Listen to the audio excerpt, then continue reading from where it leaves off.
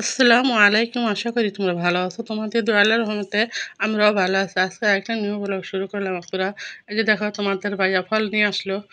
ফলগুলো একবার ফলের ঝুড়িতে রেখে দেওয়া হইতেছে। আর এই যে দেখো তোমার ভাইয়া আমাদের যে নতুন বাড়ি করা হইতো তারপরে ওইখানে ছাদতে মনে করো কয়েকটা মরিচ গাছ লাগাইছে, মানে ছাদ বাগান করা হইতেছে আস্তে ধীরে। এই যে দেখো ক্যাপসিকাম, মানে নতুন কৃষক যা হইলে তাই। এই যে দেখো ক্যাপসিকামগুলা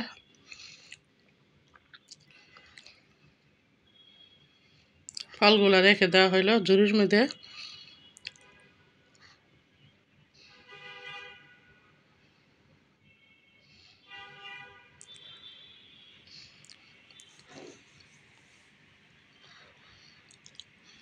এই যে আমার ভাগ্নি আপুর অসুস্থ, আমার ননাসের মেয়ে ভাগ্নি মনে করো অসুস্থ, তো তাই দেখতে যাব। এই যে ফলের দোকানে আসলাম ফল নিতে।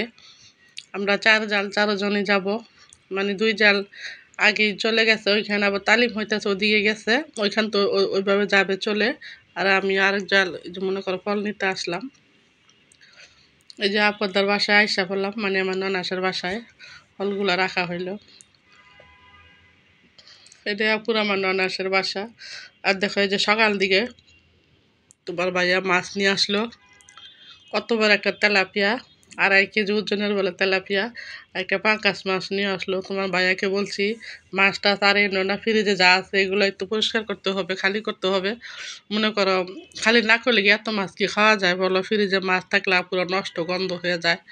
তোমার ভাইয়া শুনেই না, মানে চোখের সামনে মনে যেটা ভালো লাগে ওইটাই নিয়ে আসে। ওই যে দেখো তোমাদের সাথে একটু শেয়ার করি, কতবার একটা পাঙ্কাশ নিয়ে আসছে। তার পাঙ্কাশ মাছটা পুরো, আমার নাতি তো ছোট, মনে করে কাটা খাইতে পারে না কাটা, এই জন্য পাঙ্কাশ মাছটা নিয়ে আসছে। মানে ভাত খাইতে দিলে ও বলে ফিশ দিয়ে ভাত খাবো আর চিকেন দিয়ে, এই জন্য পাঙ্কাশ মাছটা আনা হলো। আমার হেপিন হ্যান্ডকে দিচ্ছে পুরো কাটতে, আর ছেলের বউ তো যে মাছটা ডইলে পরিষ্কার করে নিতেছে। হেপিন হ্যান্ড বলতেছে আপু আমার কাটা সম্ভব না, তুমি কাটো ওই মাছটা। আমি কাইটা দিলাম পুরা।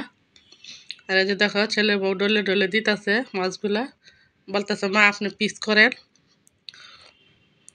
ভাবলাম দাও আস্তে ধীরে করি, দেখি কাটতে পারে নাকি।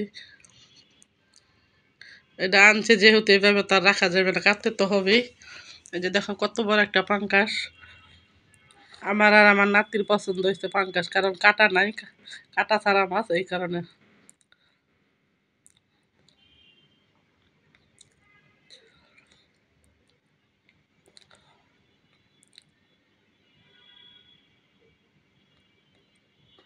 তাহলে আপনারা দেখতে থাকো আমার ভিডিওটা। দেখতে দেখতে যদি ভালো লাগে প্লিজ একটা লাইক কমেন্ট শেয়ার একটা সাবস্ক্রাইব করে দিবা, আমার পাশে থাকবা পুরা। আর ভুল ত্রুটি হইলে ক্ষমা দৃষ্টিতে দেখবা। এই যে দেখো মাছগুলো আমি পিস করে নিতেছি। আর ছেলের বউ ওদিকে ওই যে তেলাপিয়া মাছটা ডলে নিতেছে। মানে লোক থাকলে পুরো হাতাহাতি কাজ করা হয়ে যায়, তাহলে এই কাজগুলো একা একা করলে সারাদিন পুরো লেগে যেত। দেখো কতগুলা মাছ হয়েছে। কে কে পুরো পাঙ্কাশ মাছ পছন্দ করে তোমাদের সবার দাওয়াত, আসতে পারো আমাদের বাসায়।